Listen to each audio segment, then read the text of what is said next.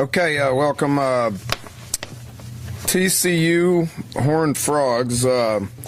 When you, in preparation for this week's game, when you think of TCU, and I think of TCU going back, I think this is my fifth opportunity to go against Coach Patterson. You immediately think defense when it comes to his football teams. They're obviously in the same in a similar situation to what we are here at West Virginia now, second year in the Big 12. Right now we're both 3-5. It's it's challenging. Last year I think we both finished 7-5. The Big 12's challenging as we're figuring out, but when you think of TCU, it's all about the defense. They're really good on defense. They got a lot of returning starters. All 5 secondary guys from last year are returning starters. They're as good of a secondary as potentially as there is in college football. Was very impressed with them last year, and then after studying each and every one of their tapes this year, I'm even more impressed with them. But they have 7 or 8. I think they had 9 returning starters on defense coming back. They lost the field kids to the injury early. With that said, they got a lot of returning guys, and they're very well coached. His defensive staff's been together for a while.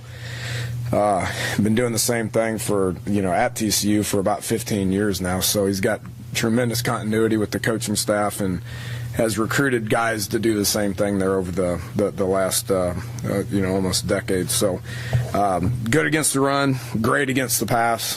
They play the ball in the air well. They go after the ball. Don't rush the passer as well as they did last year. They lost the NFL guy, and then obviously with Fields being out. But got to have tremendous depth. They play a lot of people, and will be a challenge for our offense. As everybody is well aware. We haven't been playing winning football on offense, and we need to continue to improve. Our guys are continuing to improve, are eager and excited about their preparation, and we'll expect to do the same thing this week. But it's going to be a challenge for us. We got to figure out a way to move the ball, and we got to figure out a way to get it in the end zone, and expect to do that. Offensively. They're searching a little bit offensively. They got great skill. They have 3 good running backs. They got 4 or 5 great receivers. They do have skill. They obviously going to play 2 different quarterbacks. Seems like everybody in the Big 12 is facing the same thing at the quarterback position. And you got to be able to deal with that. You got to be able to get guys out there and move the ball. So our challenge defensively, the one thing about how Kansas State did it is they're 2 different quarterbacks. They kind of did different things, and their offensive approach was a little different compared to which one of the quarterbacks was in there. It's not necessarily the case with TCU. Whichever quarterback's in there, they're typically doing the same things. So it'd be a little easier for us to prepare for that. With that said, it's about making plays, and they got guys that are capable of making plays, so we need to continue to put our guys in position to make plays and make plays in critical situations. The one thing about last week that defensively we played well. In about 7 third downs, we played poor. So in those critical situations, we gotta step up and make things happen. Special teams, they're solid. Coach Patterson's always, paid attention to that. Anytime you have a very disciplined, solid defensive football team, you're going to be good on special teams. I do think that we broke even in the kicking game last week, for the exception of the PAT field goal unit where we got one blocked and then we didn't execute the fake the way we needed to. Other than that, we broke even in the kicking game, which we knew was going to be a challenge because Kansas State was pretty good in the kicking game. TCU is the same way. You can tell they spent a lot of time with it. Their coverage units are fantastic. Their return units are even better. They have good return guys. It comes with the skill that they have on offense, and you can tell that they pay attention to it. So it's going to be a big week for us in the kicking game. It's going to be a huge week for us offensively to attack their defense, and then defensively we need to continue to get better. Want to give you an injury report. and everybody across the country deals with this time of the year. We had 13 guys that were pretty much out for Kansas State. Ford's still out. He's probably a couple weeks away. Is healing, is started a progression, to where he's going to start. He has started throwing, but we're going to ease him into it and try to increase his volume on a daily basis. Dustin Garrison will be out. He's still battling hamstring issues that has been bothering him for quite some time. And our long-term guys, Wes Tonkery's out for the year. He's going to have shoulder surgery. I don't know if I made that announcement to y'all or not. In addition to the guys that are out, Christian Brown, Nana, Kyram, Shaq Petaway, Tyler Tazzino, those guys are obviously done for the year as well. Pat Edgar left in the first quarter, hurt us. He's who we lean on. Tyler Orlowski did do a good job of coming in and playing. Was proud of how he came in and stepped in there and got 3/4 of work out of there. But we need Pat in there. Pat's kind of the heart and soul of what we do up front. By him coming out of the game in the first quarter was difficult for us. But I am proud of how Tyler went in and did that. But Pat will be day to day. Doubt he goes today, but should be able to get something out of him tomorrow. Doug Rigg, his second concussion of the year, is clearing, but we will have to monitor how he does today. He'll be non-contact. Hope to get him back. He'll be day to day. Darrell Worley's got a shin. He was progressing into an every down player at corner, and was not able to go. He's got a bad shin. Will be day to day, and we hope to get him back. We expect to get him back. Dontrell Hyman day to day did not play in the game on Saturday. He's got an ankle that he suffered in the Tech game. He'll be day to day. Hopefully we get him back. Ricky Rump's got a foot, who's missed a couple of weeks. He's day to day. Hope to get him back as well. So that's where we stand injury wise. So with that, we'll take some questions. Being along the injury lines or playing players, Darian Howard played against Kansas State. The thought behind that, and looking at the list, Dustin Garrison could qualify for a red shirt. What did you think of that? Yeah, we're going to keep monitoring him. He would qualify because his injury. He hasn't practiced or played in I don't know how many games. I think it was before the Maryland game. He would qualify. Obviously, us being able to put bodies out there and. For the next 4 weeks, I think would be important, but we'd do that if we could. And it depends on how he continues to progress. Right now, he's not ready to go. What was the other question? Oh, Howard. Yeah, we pulled his. He's been getting better. He was a late guy in camp. I don't remember specifically when he got here midway through camp, but he's been progressing. It's been a weekly conversation for us for about a month. Do we play him? Do we not play him? Dontrell was out. So we needed to move Kyle Rose exclusively to end, and Kyle played really well at end for us. I mean, having him and Shaq and Will in there was good against a team like Kansas State, be able to stop the run, but it left us a nose short because Kyle had been getting in there playing some of the nose for us and didn't feel like we could do that. So made the decision to play him. He played about 15 snaps and would look for him to play more than that this week. Talked about TCU's pass rush, maybe being a little down from last year. They're still leading the conference in sacks. Yeah. How much of that has to do with the secondary, and how much of that is then just reloading those guys? I probably should have. That may have came out wrong. It's not to say that they're not capable of rushing the passer. It's just not having Fields, and then the one dude, the Mapanga or something that they had last year against us. Those guys were. I mean, they're just NFL talents. They're still getting there. They do a great job rushing the passer.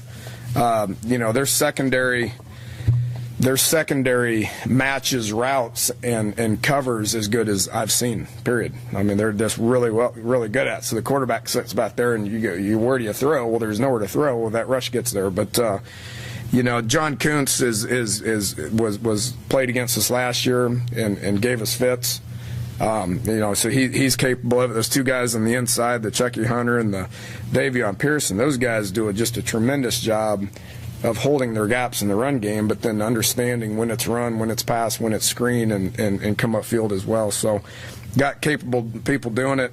You get to the quarterback well, but that pass coverage in the back is something special now. Dana, you were talking about the defense playing well, except for about 7 third downs or so.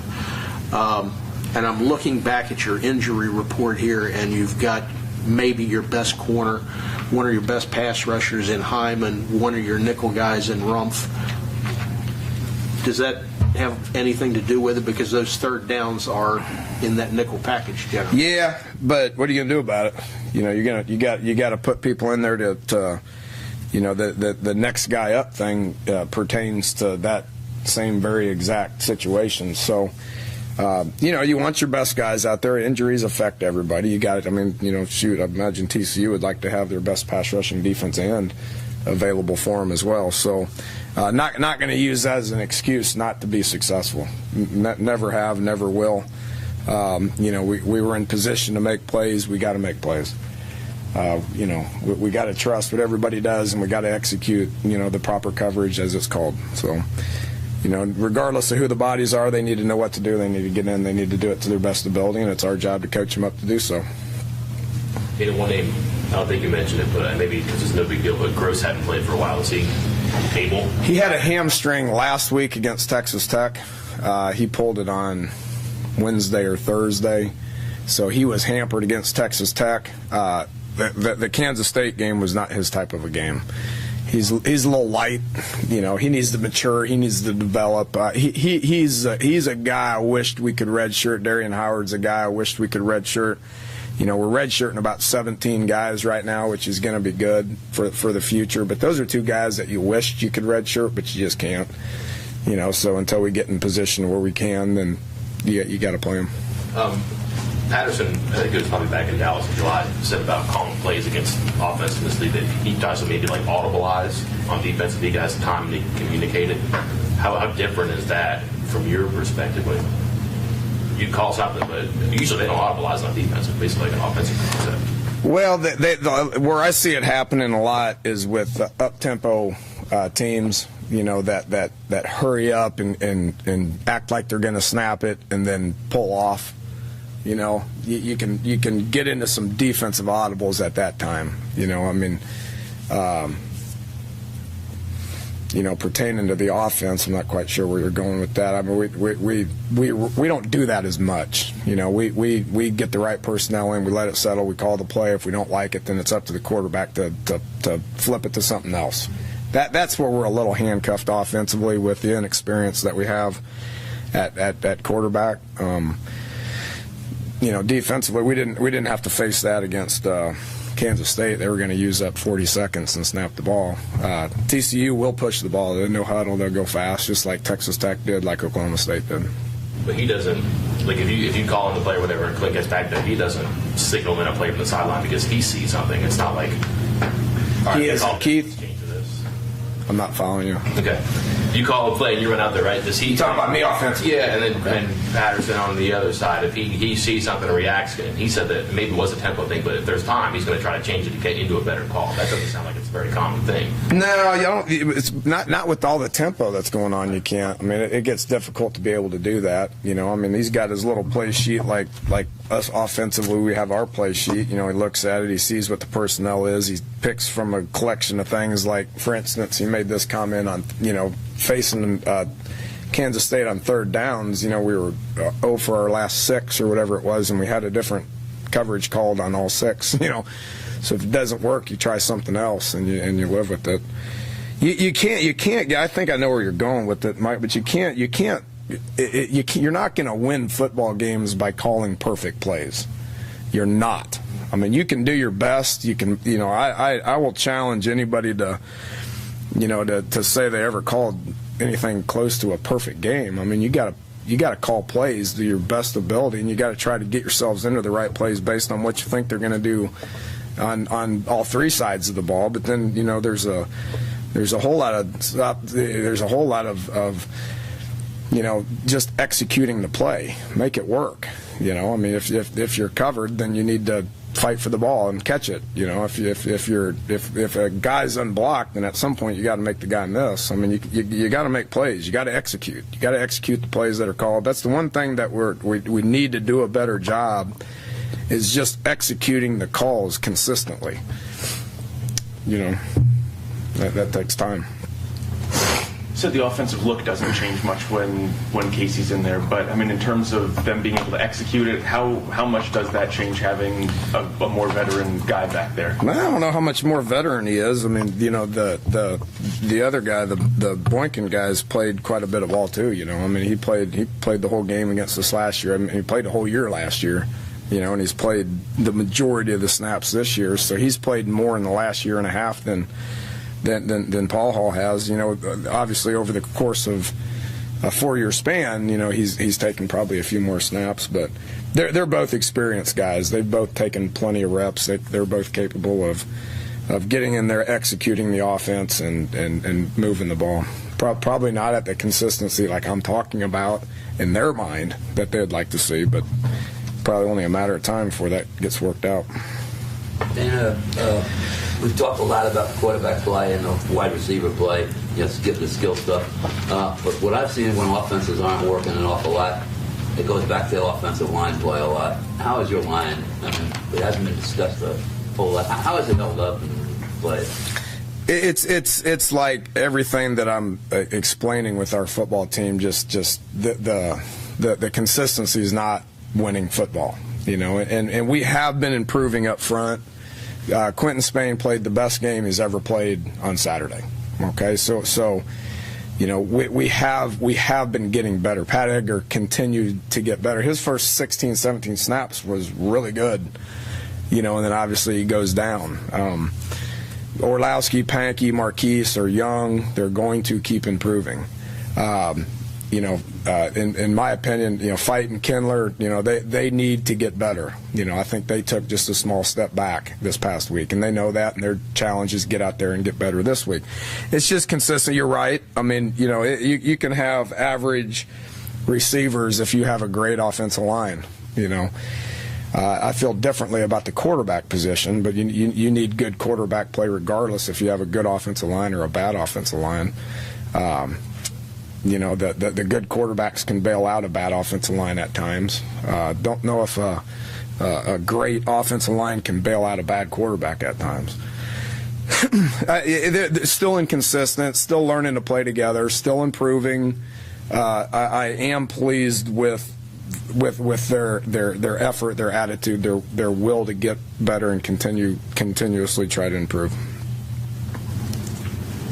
Dana, their defensive scheme is unique, 4-2-5. How unique is it compared to what you normally see? And does it change how you have to approach this week compared to other weeks? Nah, seeing it quite a bit. A lot of similarities in what they did and what Kansas State did last week. You know, we'll know what they're doing. You know, they're not going to trick us with what they do defensively. That's not their gig. I mean, their gig's to play with effort, to know to match routes really well, to stop the run. You know, with great technique. Their pad level on their D line is just outstanding. They get low and they push the pocket.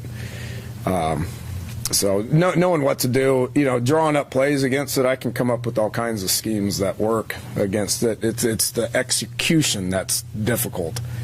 They're going to cover people. We're going to have to make plays when we're covered.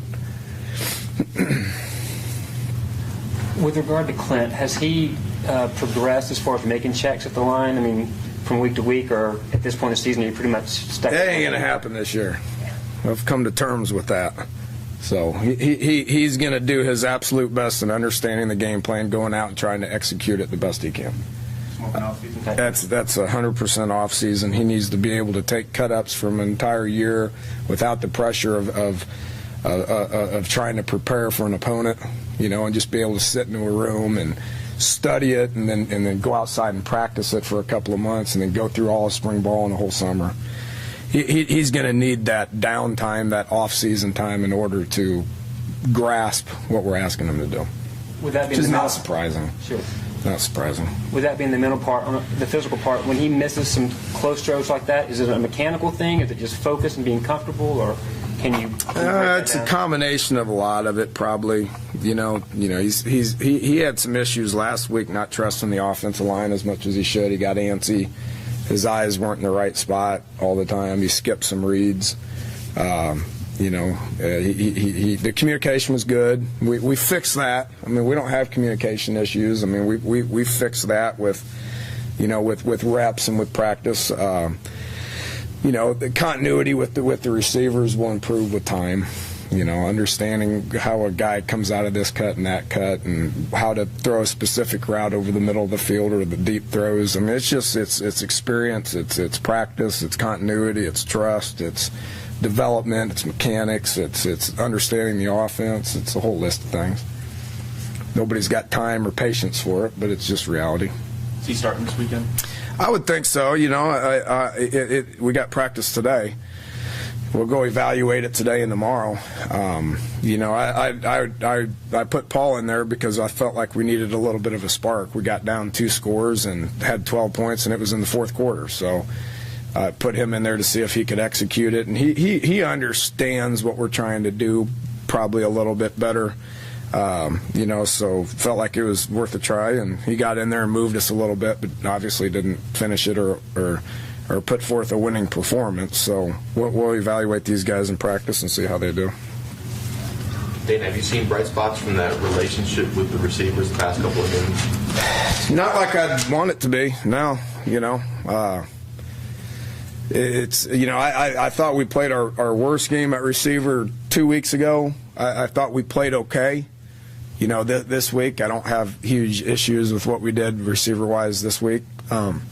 Not a winning performance. It's not progressing like I want it to progress. I think everybody would agree with what we saw last week. Offensively, it wasn't a winning performance, so the answer would be no. This game, though, because they seem to concentrate around the line and just lock their corners and defensive backs on you, is it a lot of just stretch them and take shots because they're going to be there and hope it works? Pick your poison. I mean, you can take shots, but you got to win downfield. Looking at Texas, Texas took shots, but they had to win downfield. They didn't have wide open people downfield. You got to make plays downfield. Those shots that Texas took, they were covered, and they made those plays. So you got to make plays. Oklahoma State didn't take as many shots downfield. They sat in areas and the space was very small. And Chelf did a good job of putting that ball in there in tight space, and their receivers made plays. So you're going to have covered people. You gotta make the plays, make the proper throws, make the proper decisions, and catch the ball and get upfield. You said last week you didn't think it was really time to use bowl eligibility as a motivation for the team. Are you sensing a higher level of urgency in the locker room? Well, we're getting closer. I mean, that number is sneaking up on us. So I guess based on the fact that number is sneaking up on us, probably. I mean, I feel like we got a lot to play for. Our kids feel like we got a lot to play for. What we do matters. We understand that. We have an obligation to put our best foot forward, get out there, practice hard, prepare hard, go put our best foot forward on Saturday, which our guys have done that. We have not finished well the last 2 weeks, but it's been competitive. That game was a lot more competitive than the final score indicated. It's not a moral victory by any means to say that we were in the game in the fourth quarter the last 2 weeks. That's not my point. We're battling. It's not a winning effort. We're battling. We're gonna do the same thing this week. I see nothing up on the board. So are you starting over? Starting over. We've got 4 games left. That's what we did. That's what we did defensively. I don't pay as much of attention that goes on over here as I do over here, but I know. That's what our message was Sunday. Just keep fighting, keep battling. We got a lot to play for. Let's stay united and get out there and prepare and practice and keep improving. Dana, you mentioned Porter earlier. Best case scenario, could he still play in the regular season? Possible. It's all about. In my opinion, he didn't do anything to lose the job. So he's going to have an opportunity to come back, and again, we would have to evaluate him in practice and see something that's worth putting out there on the football field, in a game situation. So he's not there this week. He'll keep improving. We got I guess, 3 weeks, 3 games, and then an off week, and 4.5 to 5 weeks from now, we would be playing our last regular season game. So we'll see how he progresses. It might be next week. I don't know. I hope so. Do you worry about Paul's kind of mentality of having to be the guy, not starting, but having to come in later in the game? Do you worry about that at all? Backup quarterback? Just having, do you have to be mentally strong to do that? Yeah, I'd say so. It's what backups are. I mean, you got to face you, whether you like the decision, whether you don't like the decision. You got to understand what your role is. We talk about that a lot, and as a team, understanding what your role is, whether you're a starter, whether you're a backup, whether you're a scout team player or a red shirt guy, whatever it is. Accepting what your role is and doing what you can to try to help the team. Not really TC related, but one thing you've mentioned in the last couple times out has been facilities. Really quickly, I mean, since you've been here, one or two of the biggest things you feel you've accomplished facility-wise, and what are the next couple of big-ticket items you have on your list you want to see? Well,